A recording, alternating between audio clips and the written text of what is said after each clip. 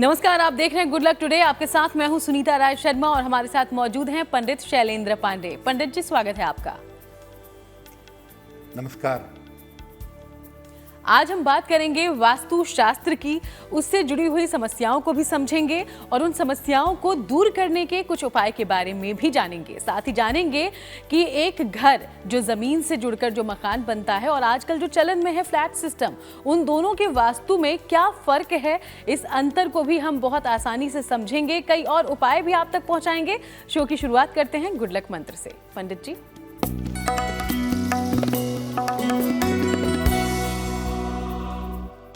जो लोग बृहस्पतिवार को केले का दान करते हैं, ऐसे लोगों को बृहस्पतिवार के दिन केले का सेवन नहीं करना चाहिए। अन्य दिन चाहें तो केले का सेवन कर सकते हैं। और चलिए अब बात पंचांग की करते हैं। तो 9 नवंबर का पंचांग क्या कहता है, जानते हैं पंडित जी से।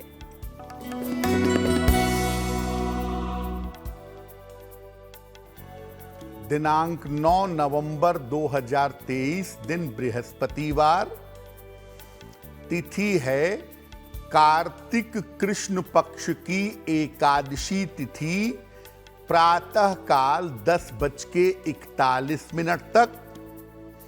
नक्षत्र है उत्तरा फाल्गुनी नक्षत्र, रात के 9:57 तक। चंद्रमा कन्या राशि में संचरण कर रहे हैं।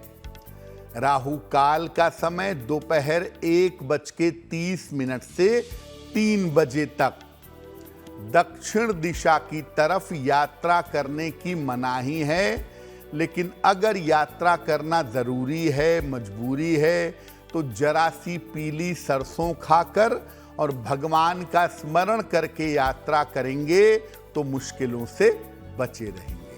तो चलिए अब हम चर्चा की शुरुआत कर लेते हैं। आज हम वास्तु शास्त्र के बारे में जानने वाले हैं। तो सबसे पहले पंडित जी से समझते हैं कि वास्तु शास्त्र दरअसल है क्या और ये काम किस सिद्धांत पर करता है। पंडित जी जी देखिए, वास्तु शास्त्र जो है ये किसी निर्माण से संबंधित चीजों के शुभ और अशुभ फलों को बताता है। कोई कंस्ट्रक्शन, कोई मकान, कोई बिल्डिंग, कोई फ्लैट कैसा है और इसका शुभ अशुभ फल क्या है, उसको वास्तुशास्त्र बताता है। ये किसी निर्माण के कारण होने वाली समस्याओं का कारण भी बताता है और उसका निवारण भी बताता है। अगर कोई बिल्डिंग, कोई प्रॉपर्टी सही तरीके से नहीं बनी है तो उसमें गड़बड़ी क्या है और उस गड़बड़ी को दूर कैसे करें, इसको बताता है। ये भूमि, दिशाओं और ऊर्जा के सिद्धांत पर कार्य करता है। इसमें भी 5 तत्वों को संतुलित करने का सिद्धांत कार्य करता है। 5 तत्व इसमें कुल मिला जुलाकर संतुलित किए जाते हैं। ये एक प्राचीन विद्या है जिसको वर्तमान आधार पर समझना आवश्यक है। पहले जमाने में 25-25 फ्लोर के मल्टी स्टोरी फ्लैट्स नहीं होते थे। पहले जमाने में नीचे कॉमर्शियल, ऊपर रहने की व्यवस्था नहीं होती थी। तो पहले जमाने के हिसाब से आप उसी वास्तु के सिद्धांत को इस समय में लागू नहीं कर सकते। इसीलिए आपको ये समझना होगा कि वास्तु शास्त्र के जो सिद्धांत हैं, जो 5 तत्वों पर आधारित हैं, वो वर्तमान समय में कैसे अप्लाई होंगे और उनसे कुल मिलाकर किस तरह से लाभ उठाया जा सकता है। जी हाँ, और इस बारे में विस्तार से हम जानेंगे, लेकिन उसके पहले राशिफल की शुरुआत कर लेते हैं। मेष, वृषभ और मिथुन राशि का दैनिक राशिफल क्या कहता है, जान लेंगे पंडित जी से।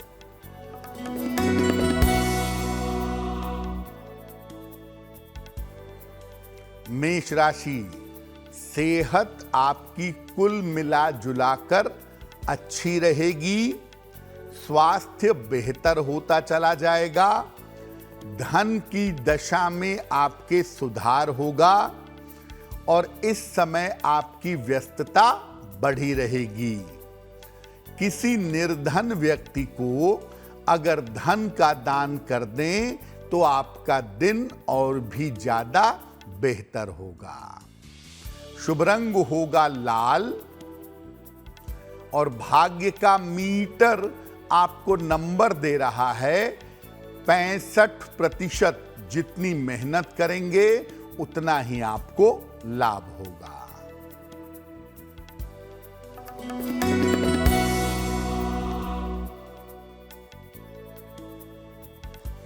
वृषभ राशि, परिवार में खुशहाली आएगी।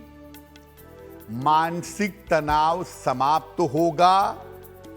धन लाभ के योग आपके लिए बन रहे हैं। भगवान को अगर पीले फूल अर्पित कर दें तो आपका दिन और भी ज्यादा बेहतर होगा। शुभ रंग होगा क्रीम और भाग्य का मीटर आपको नंबर दे रहा है 75%। उत्तम भाग्य आपके साथ बना हुआ है।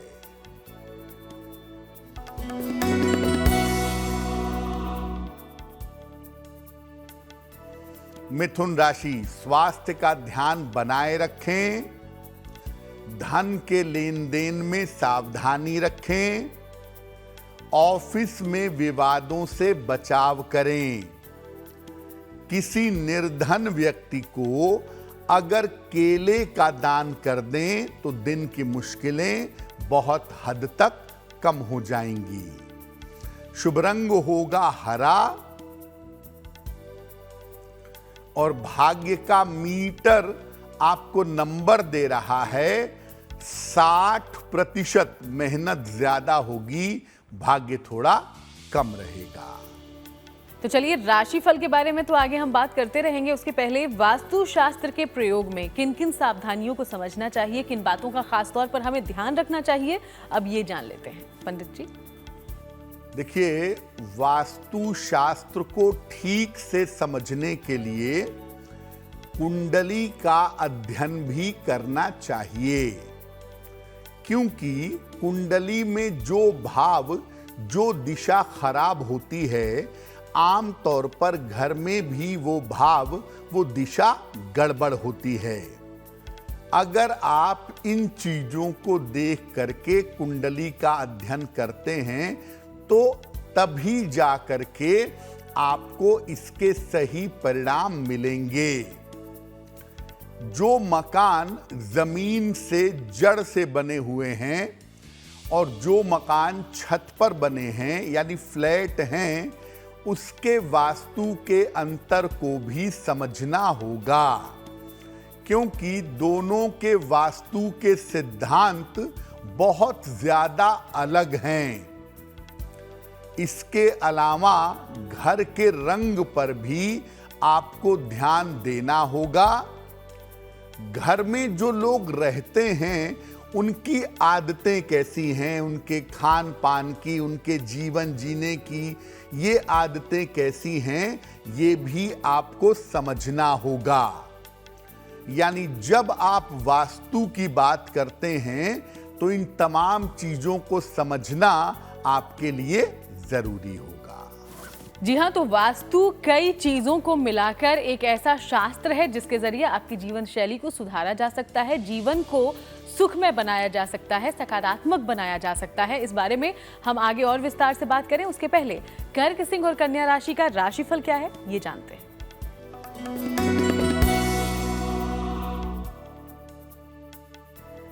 कर्क राशि, छोटी यात्रा के योग आपके लिए फिलहाल बने हुए हैं। आर्थिक पक्ष आपका मजबूत होगा। कारोबार में विस्तार का योग आपके लिए बनता है। किसी निर्धन व्यक्ति को अगर धन का दान कर दें तो आपका दिन और भी ज्यादा बेहतर होगा। शुभ रंग होगा सफेद और भाग्य का मीटर आपको नंबर दे रहा है 70% मध्यम भाग्य आपके साथ बना हुआ है।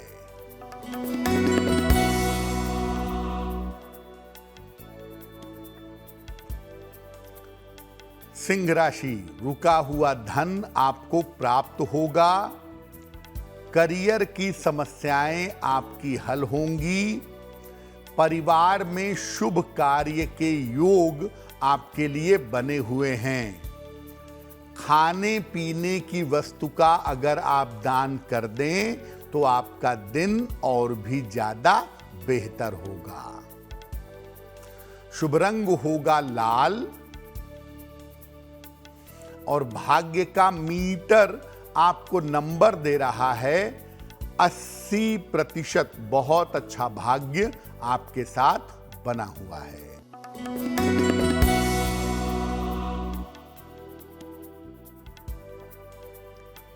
कन्या राशि, पारिवारिक समस्याएं हल होंगी। धन की स्थिति में सुधार होगा। उपहार सम्मान का लाभ इस समय मिल सकता है। भगवान को पीले फूल अर्पित कर दें तो आपका दिन और भी ज्यादा बेहतर होगा। शुभ रंग होगा हरा और भाग्य का मीटर आपको नंबर दे रहा है 90%। सबसे ज्यादा भाग्य आपके साथ बना हुआ है। और चलिए अब बारी है आपके सवालों की। तो हमारे पास पहला सवाल शो में आया कहां से है, ये जान लेते हैं पंडित जी से। जी,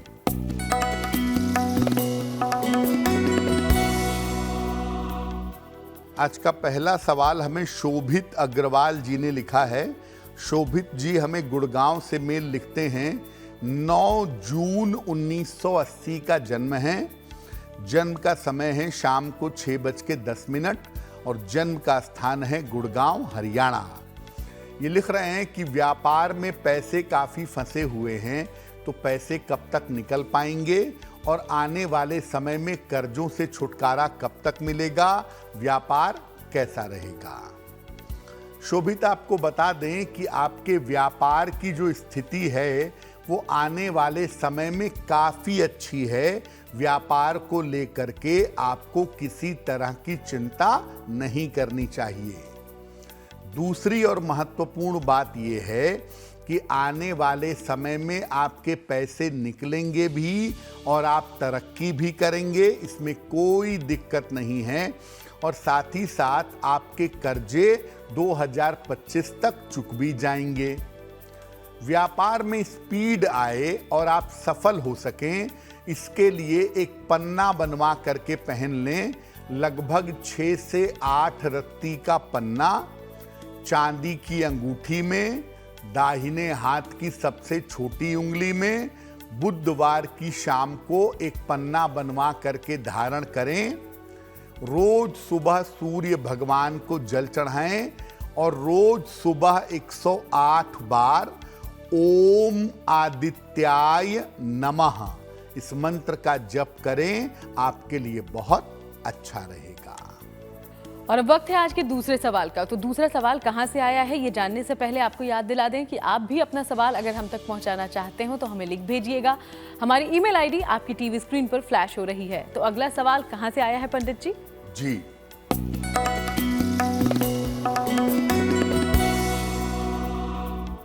अगला प्रश्न अंकिता जी ने हमें नोएडा से लिखा है और अंकिता जी की जो जन्म तारीख है हमारे पास वो है 11 मार्च 1985, 1985।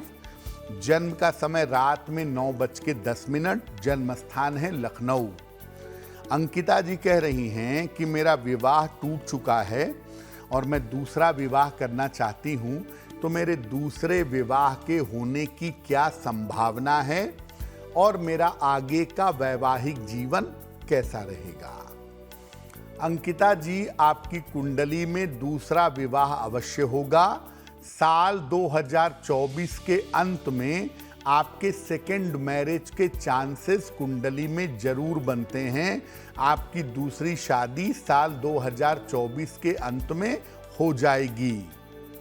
दूसरी और महत्वपूर्ण बात यह है कि आप जब भी दूसरी शादी करिएगा तब भी कुंडली मिलाइएगा, मुहूर्त देखिएगा, ये आपके लिए बहुत जरूरी रहेगा। और तीसरी बात यह है कि दूसरा विवाह आपका जल्दी हो, अच्छा हो, सुखद हो, इसके लिए एक ओपल बनवा करके पहन लीजिएगा। लगभग 10-12 रत्ती का ओपल चांदी की अंगूठी में, दाहिने हाथ की तर्जनी उंगली में, शुक्रवार की शाम को ओपल पहनने से लाभ होगा। और दूसरा, सुबह शाम दोनों समय 108 बार आप नमः शिवाय का जप भी जरूर करिएगा। तो चलिए अब आगे बढ़ते हुए घर के वास्तु शास्त्र को लेकर कुछ और ज्यादा जानकारी लेते हैं पंडित जी से। तो वास्तु शास्त्र में हमें किन किन बातों का खास तौर पर ध्यान देना है, ये जान लेते हैं पंडित जी। देखिए, आपको पहले भी बताया कि घर का वास्तु और फ्लैट का वास्तु दोनों अलग अलग होता है। घर के वास्तु शास्त्र में किन बातों का ध्यान रखेंगे? घर की मुख्य दिशा का ध्यान जरूर रखिएगा। आपकी कुंडली के हिसाब से घर की कौन सी दिशा आपके लिए शुभ है, इसका ध्यान आपको जरूर रखना है। सूर्य के प्रकाश का ध्यान दीजिएगा। घर के मुखिया की कुंडली के हिसाब से घर का वास्तु कितना सही बैठ रहा है, उसका तालमेल देख लीजिएगा। घर में अगर कोई गड़बड़ी है तो उसे रंगों के माध्यम से कलर चेंज करके, कलर लगा करके उसे ठीक करने का प्रयास करिएगा। घर के पूजा स्थान का और घर की सीढ़ी का विशेष ध्यान दीजिएगा। घर में नियमित रूप से पूजा उपासना करिएगा। ऐसा करने से घर का जो वास्तु है वो सामान्यतः बेहतर बना रहेगा। तो इंडिपेंडेंट हाउस को लेकर पंडित जी ने यह जानकारी दी। अब अगर फ्लैट है आपका तो इस दौरान वास्तु शास्त्र में किन बातों का ध्यान दिया जा सकता है या रखना चाहिए, ये जानते हैं पंडित जी से। देखिए, अगर आप फ्लैट में रहते हैं, first floor, second floor, third floor, 13वें फ्लोर पे रहें, 25वें फ्लोर पे रहें, फ्लैट में दिशा का कोई मतलब नहीं होता। फ्लैट की कोई भी दिशा हो सकती है, क्योंकि फ्लैट जमीन पर नहीं बनते, फ्लैट बनते हैं छत के ऊपर। तो साउथ हो, नॉर्थ हो, ईस्ट हो, वेस्ट हो, कोई भी डायरेक्शन हो, फ्लैट में दिशा का कोई मतलब नहीं होता। इसमें सूर्य के प्रकाश पर और हवा पर ध्यान देना जरूरी होता है। घर के रंगों का भी विशेष ध्यान इसमें बनाए रखना चाहिए। घर के रंगों का भी विशेष ध्यान दें तो ज्यादा बेहतर होगा। और घर में पूजा स्थान को जागृत रखें। आपके घर में जो पूजा का स्थान है वहां सुबह शाम दीपक जलाएं, दोनों समय पूजा करें। पूजा स्थान आपका जागृत होगा। घर के प्रवेश द्वार को हमेशा अच्छा बनाएं। अगर आप फ्लैट में रहते हैं तो प्रवेश द्वार साफ सुथरा, नीट एंड क्लीन जितना होगा उतना ज्यादा आपके लिए बेहतर होगा। तो देखिए, जब आप घर लेने जा रहे हैं जमीन पर बना हुआ, तो आप दिशा पर बहुत ध्यान देंगे। लेकिन अगर आप फ्लैट में जा रहे हैं तो आपको दिशा पर ध्यान देने की कोई जरूरत नहीं है। आप केवल नंबर्स पर ध्यान दीजिएगा। फ्लैट का नंबर इंपॉर्टेंट होता है, फ्लैट में सनलाइट इंपॉर्टेंट होती है। फ्लैट किसी भी दिशा का बना हुआ हो, दिशा का बहुत प्रभाव फ्लैट के ऊपर नहीं पड़ता है। तो ये कुछ बारीक बातें जो आपके लिए जानना ज़रूरी है, हम आप तक पहुंचा रहे हैं, लगातार इस विषय पर चर्चा कर रहे हैं। चर्चा आगे जारी रहेगी, उसके पहले तुला, वृश्चिक और धनु राशि का दैनिक राशिफल क्या है ये भी जानते हैं।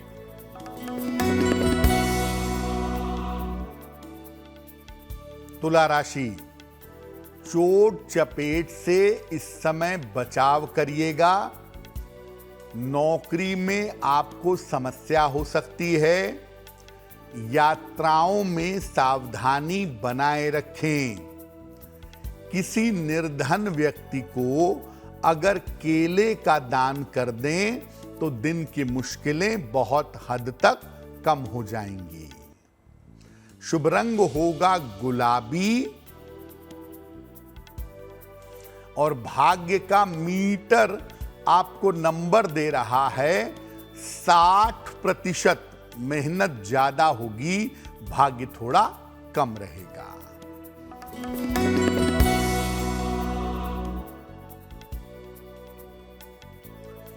वृश्चिक राशि, रुके हुए काम पूरे होंगे। धन आपको आसानी से प्राप्त होगा। पारिवारिक समस्या आपकी हल होगी। किसी निर्धन व्यक्ति को अगर धन का दान कर दें तो आपका दिन और भी ज्यादा बेहतर होगा। शुभ रंग होगा नारंगी और भाग्य का मीटर आपको नंबर दे रहा है 70%। मध्यम भाग्य आपके साथ बना हुआ है।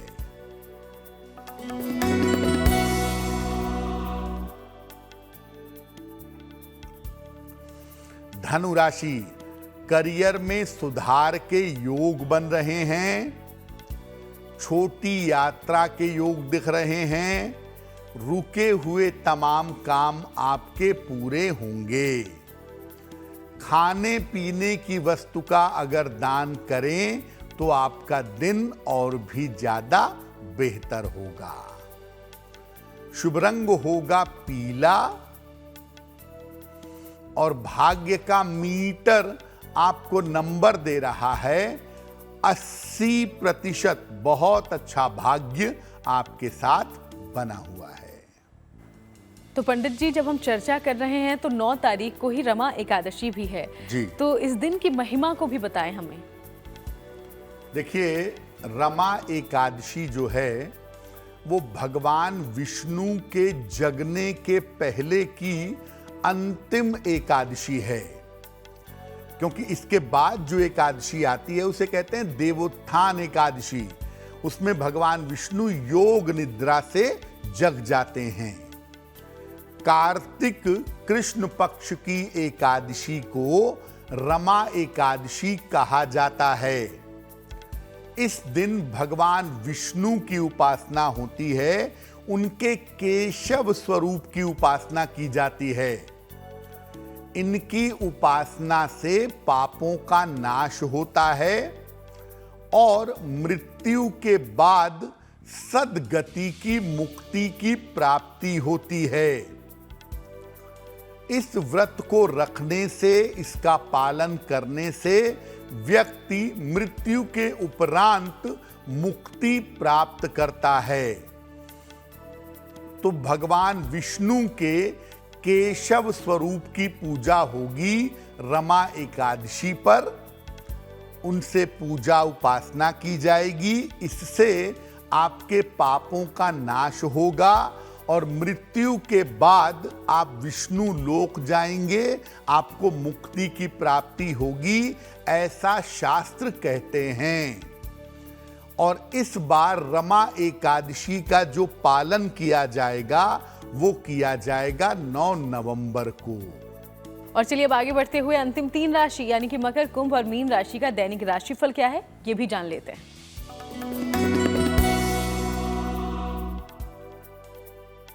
मकर राशि, आपका मानसिक तनाव इस समय कुछ हद तक कम होगा। करियर की स्थिति में आपके सुधार होगा।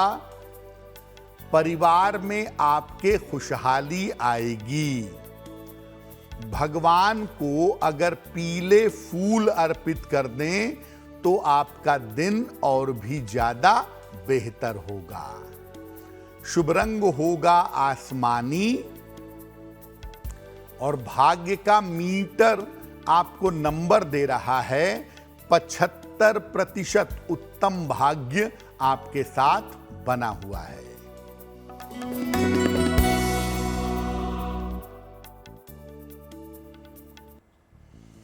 कुंभ राशि, स्वास्थ्य का ध्यान बनाए रखें, व्यर्थ के वाद विवाद ना करें, खान पान में सावधानी रखें। किसी निर्धन व्यक्ति को अगर केले का दान कर दें तो आपके दिन की मुश्किलें बहुत हद तक कम हो जाएंगी। शुभ रंग होगा नीला और भाग्य का मीटर आपको नंबर दे रहा है 60%। मेहनत ज्यादा होगी, भाग्य थोड़ा कम रहेगा।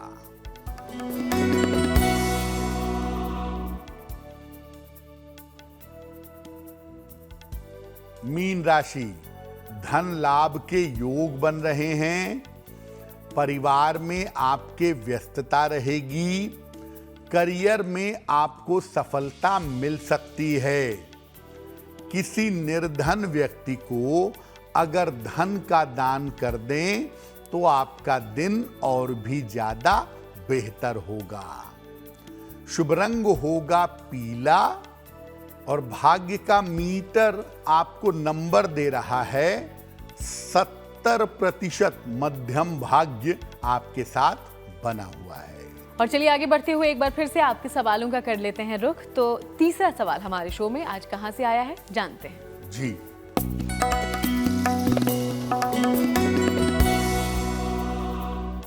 अगला सवाल हमें अम्बरीश जी ने लिखा है और अम्बरीश जी हमें वाराणसी से मेल लिखते हैं। इनकी जन्म की तारीख है 6 नवंबर 1982, 1982। जन्म का समय शाम को 6:45 और जन्म का स्थान है वाराणसी। अम्बरीश जी लिख रहे हैं कि एक सरकारी नौकरी में करता हूं, लेकिन मेरी नौकरी में बार बार समस्याएं आती हैं।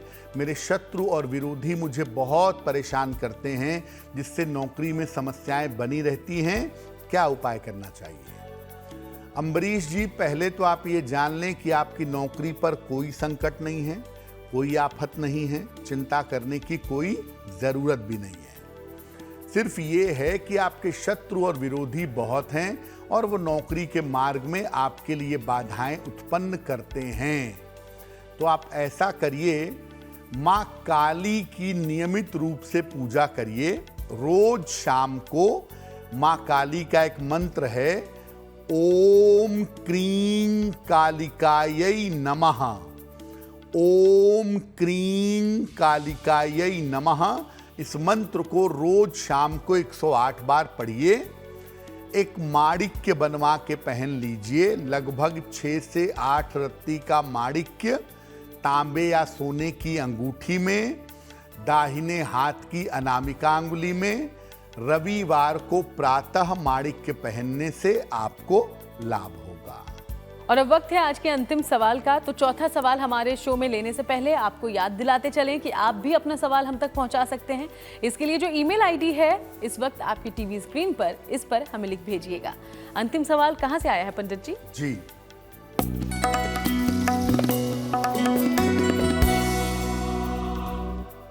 आज का अंतिम प्रश्न हमें सविता जी ने लिखा है और सविता जी हमें मुंबई से मेल लिख रही हैं। अपने पुत्र के बारे में जानना चाहती हैं। इनके पुत्र की जन्म की तारीख है 13 अप्रैल 1990। जन्म का समय सुबह के 7:05 और जन्म का स्थान है मुंबई। ये पूछ रही हैं कि मेरे पुत्र का विवाह कब तक होगा, उसका वैवाहिक जीवन कैसा रहेगा और उसका भविष्य कैसा रहेगा। सविता जी, सबसे पहले आपको बता दूं कि आपके पुत्र की कुंडली के हिसाब से उनके विवाह का समय फिलहाल चल रहा है। साल 2024 के आरंभ में जनवरी से अप्रैल के बीच में उनके विवाह होने की संभावनाएं निश्चित रूप से बन रही हैं और उस समय उनका विवाह निश्चित रूप से हो जाएगा। आपके पुत्र का वैवाहिक जीवन सामान्यतः कुंडली में अच्छा नहीं दिखता है, इसलिए जब भी विवाह किया जाए कुंडली मिलाकर के सोच समझ कर के विवाह करना ही इनके लिए बेहतर रहेगा। आप ऐसा करें, अपने पुत्र को एक मोती बनवा के पहना दें। लगभग 8 से 10 रत्ती की मोती चांदी की अंगूठी में, दाहिने हाथ की सबसे छोटी उंगली में, शुक्ल पक्ष के सोमवार की रात को एक मोती बनवा करके उन्हें पहना दें और दूसरा उनको बोलें कि वो रोज सुबह सूर्य भगवान को जल चढ़ाएं, तो वो उनके लिए काफी बेहतर होगा। तो चलिए, इन बातों का आप ध्यान रखिए। उम्मीद करते हैं आपको जल्द ही लाभ हो। अब आगे बढ़ते हुए बात उनकी कर लेंगे जिनका जन्मदिन 9 नवंबर को है। सबसे पहले हैप्पी बर्थडे। और अब हम पंडित जी से आने वाले साल में आपका भविष्य कैसा होगा इस बारे में जानते हैं।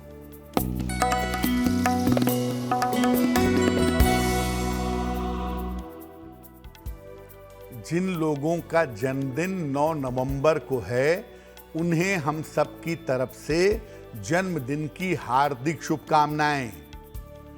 आने वाले वर्ष में आपको शिक्षा और करियर के मामले में लाभ होगा। धन और कर्ज की समस्या में सुधार होगा।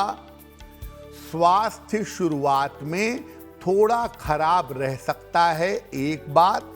और दूसरी बात यह है कि इस साल दुर्घटनाओं पर ध्यान देना आपके लिए जरूरी होगा। पूरे साल भर हनुमान जी की उपासना करेंगे तो आप स्वस्थ, प्रसन्न और सुरक्षित बने रहेंगे। और चलिए, अब वक्त जिज्ञासा का हो गया है। जिज्ञासा में सवाल यह है पंडित जी कि कई लोग भगवान शिव के उपासक होते हैं तो कई लोग भगवान विष्णु के। क्या इन दोनों की पूजा एक साथ की जा सकती है?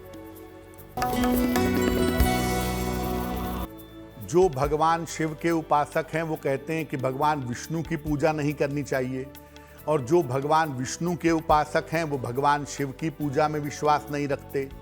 क्या इन दोनों की भक्ति और पूजा एक साथ की जा सकती है? देखिए, भगवान शिव और भगवान विष्णु दरअसल एक ही ब्रह्म के दो स्वरूप हैं। इनके अंदर कोई भेद नहीं है। ये अलग अलग शक्तियों को नियंत्रित करते हैं और इनको संयुक्त रूप से हरिहर कहा जाता है। इसीलिए भगवान शिव और भगवान विष्णु की पूजा एक साथ निश्चित रूप से की जा सकती है। और अब बात शुभ पहर की करते हैं। तो 9 नवंबर को कौन सा शुभ पहर होगा पंडित जी?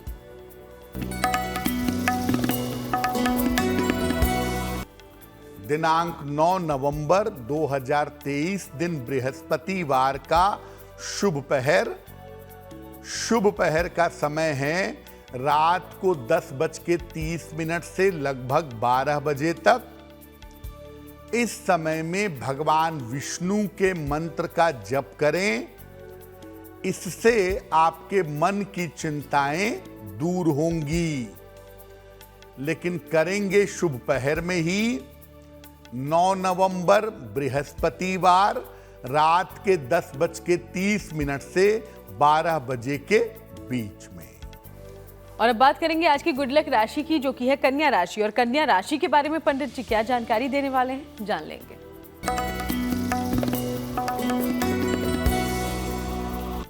देखिए, हम आपको बता रहे हैं कि अलग अलग राशि के लोगों के घर में वास्तु दोष कैसा होता है। और आज हम बात करेंगे कन्या राशि की। इनके घर में जल के कारण पानी की वजह से वास्तु दोष आमतौर पर पैदा होता है। अपने घर में इनको किसी भी तरह से जल की बर्बादी से बचना चाहिए, नहीं तो वास्तु की समस्या इनको परेशान कर सकती है। और अब वक्त हो गया है आज के महा उपाय को जानने का। तो महा उपाय में आज पंडित जी हम सबके लिए क्या लेकर आए हैं, जान लेंगे। जी,